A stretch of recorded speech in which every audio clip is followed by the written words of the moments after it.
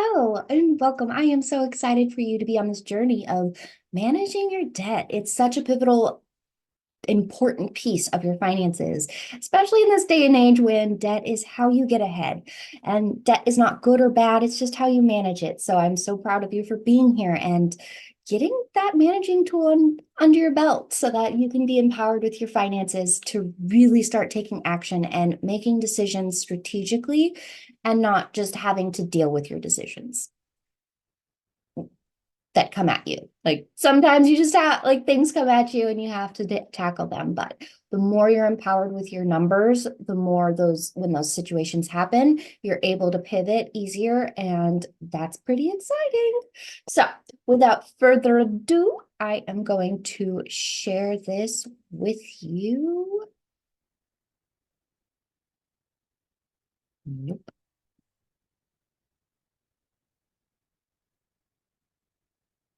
Alrighty, you're going to get this spreadsheet. What you're going to do is you're going to come down here. So lines 18 through 28, and you're just going to start listing your debt. What I'm currently doing is based on credit cards, but you don't have to do it with just credit cards. This can list all of your debt and just have it flow. But we're doing this with credit cards currently. As for this example, and you just start entering in information. What's the debt name? How much balance do you have? What is the minimum monthly payment? What is your limit? And all of this, especially for credit cards, can be just found on your statements. And it gives you all of that information. So something that I have right here that I would like to highlight on 20 and 21, I did not have a limit because this is actually the same card. There's just two different interest rates. And some credit cards will do that because they fluctuate. Some credit cards fluctuate in the interest rate. And so it's important to distinguish between that and track it differently. And it just makes it easier that way. And so, but I didn't want to put a credit limit on that because it's already there and it would have doubled that card when that limit is not available to me. So with all of this, we have a 30.42 credit utilization.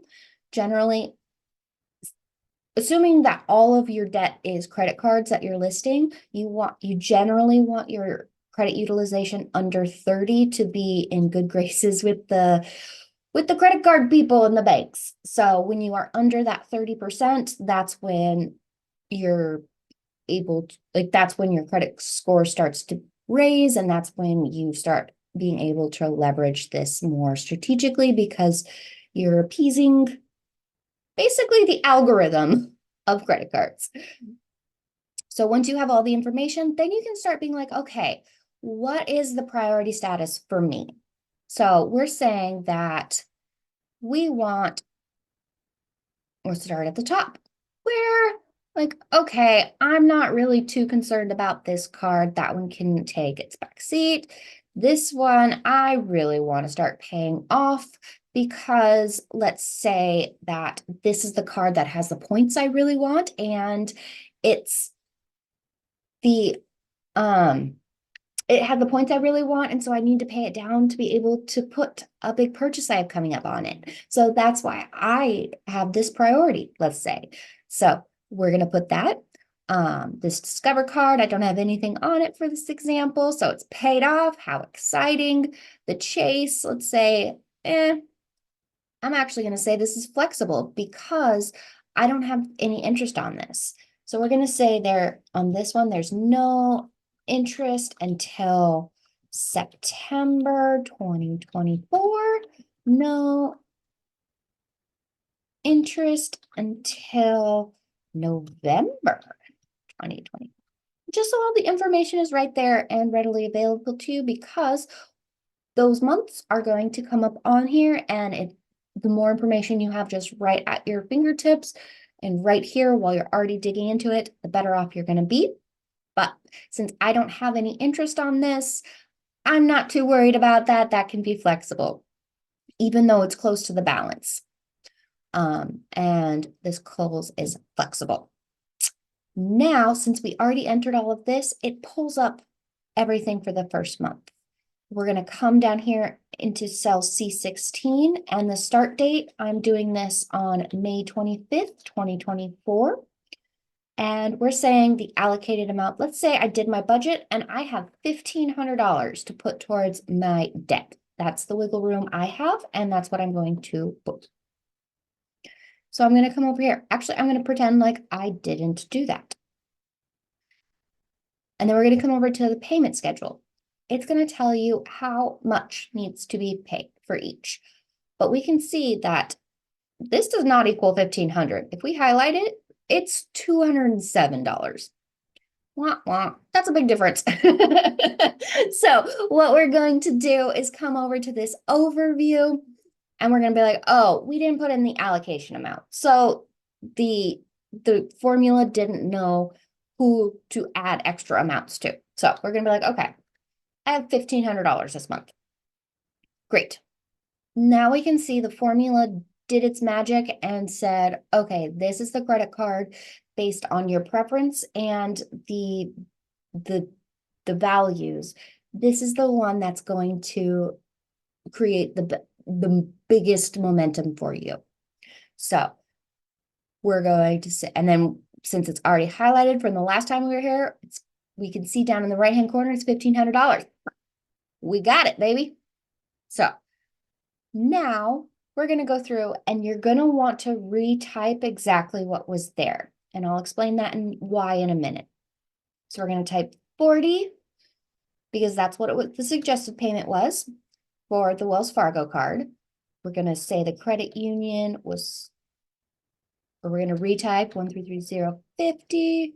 This one was 0, 0, 82, and 10. Now, let's say it's getting time to pay it.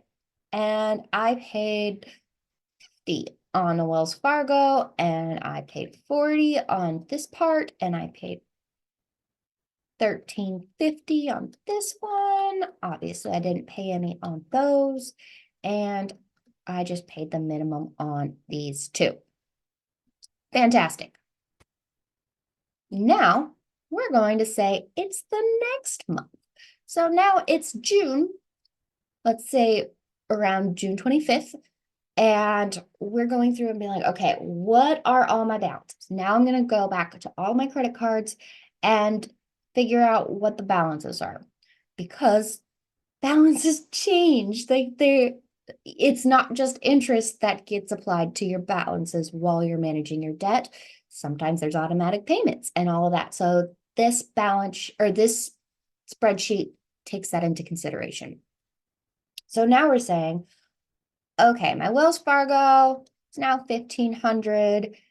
This is $1,500, and then this one went down to $900, but this one went up to over $9,500, and this one got paid off. Okay, now this month I only have $1,000 to allocate towards my debt, and that's okay too. Again, it's okay if things change, things will change. That's why the spreadsheet is helping you with that flexibility that most entrepreneurs need. So we see what it's happening, but it's like, okay, now things have changed today. Now I need this one because we see how the balance is $9,500, but the limit is $9,000, even though the interest is 0. That's going to take precedent. That needs to be our number one, because even though there is 0% interest, you don't want to go above the limit. That's a hard line. So these ones are more moderate. These ones aren't as important. And now we can see how the amounts changed. This is why it was important to retype in the suggested payment, because if you didn't, then the suggested payment would change when you changed your priority status over here. So that is why it's important to retype that back in. If you don't, that's okay too. It just might skew your data a bit. So that is what you do. And then again, you just retype this in. This is 40, 37.50. And again, we do this so that your data states. You have all the data at your fingertips and it doesn't change because the formula will change it if you're changing these priority statuses over here on this overview tab. But once we go back to the payment schedule, you can click it and it'll be set.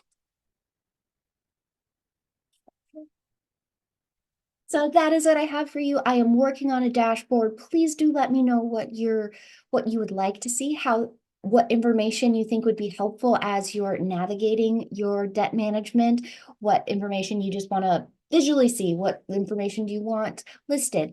Don't hesitate to reach out. I am looking forward to hearing from you and making sure this tool works for you and with you as just one of those really important financial managements, because that's the goal, y'all. We're here to run a business. Business is ever evolving and changing, and I am excited to present this debt management calculator for you because I think it really, the intention of this is to really meet you where you're at and the ever fluctuating madness that is finances. And so hope that's what you take from it. If not, let me know. Let me know all your feedback. I'm so excited to hear from you, and have a wonderful nerdy time playing with the spreadsheet. And don't hesitate to reach out at any point. Not that I didn't say that 5 times already. Thanks, guys. Have a good one.